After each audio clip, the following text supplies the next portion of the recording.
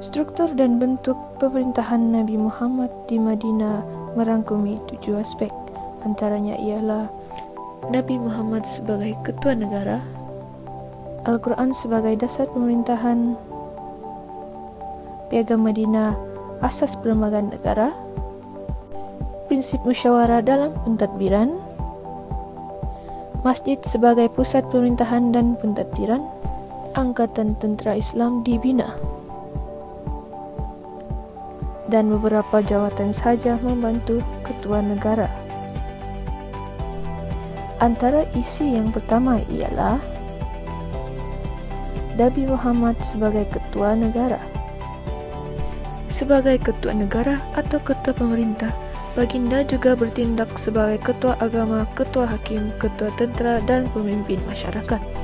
Baginda akan merujuk kepada Majlis Syura apabila membuat sesuatu keputusan berkaitan negara. Baginda mengetuai sendiri kuasa eksekutif, kehakiman, dan legislatif. Seterusnya, yang kedua pula, Al-Quran sebagai dasar pemerintahan.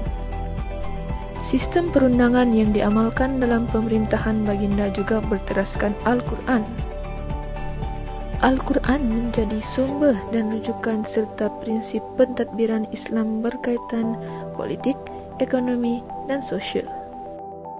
Selain itu, yang ketiga pula ialah Piagam Madinah asas perlembagaan negara.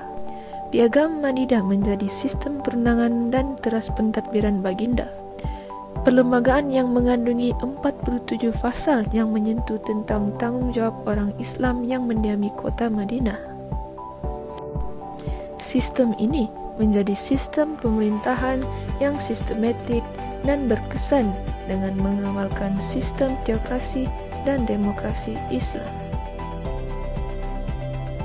Selain itu, yang keempat ialah masjid sebagai pusat pemerintahan dan pentadbiran. Masjid telah dibina dan menjadi institusi terpenting. Bukan sahaja sebagai pusat ibadat, malah menjadi pusat pemerintahan serta pusat penyebaran ilmu, kebudayaan, dan pertemuan umat Islam.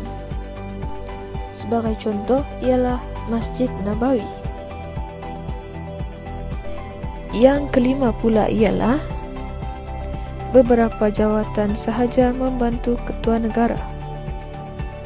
Apabila seseorang yang dilantik memegang jawatan, mereka menerimanya secara sukarela dan mereka tidak menerima sebarang gaji. Tidak ada ahli parlimen dan tidak ada ahli mesyuarat yang khusus dan tetap. Untuk yang keenam pula ialah Angkatan Tentera Islam dibina.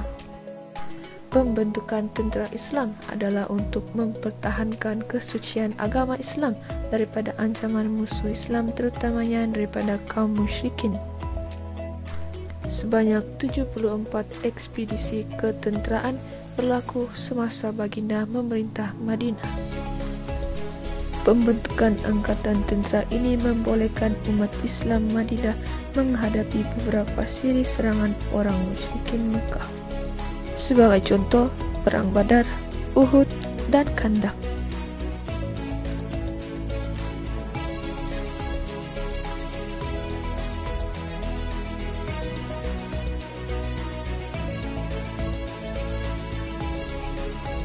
Dan akhir sekali ialah prinsip musyawarah dalam pentadbiran. Nabi Muhammad memperkenalkan amalan musyawarah bersifat demokratif dalam berbagai bidang termasuk politik, ekonomi, dan sosial. Prinsip musyawarah diadakan dalam menentukan sesuatu keputusan dan tindakan.